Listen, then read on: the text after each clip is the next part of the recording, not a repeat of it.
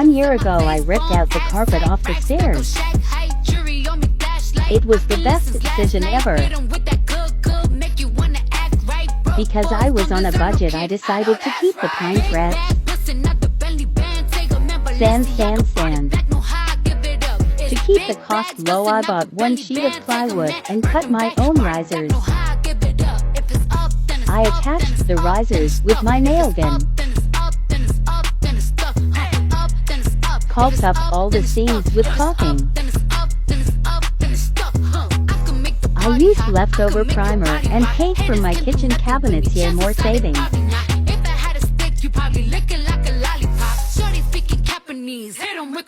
Here they are a year later, they are still holding up amazing.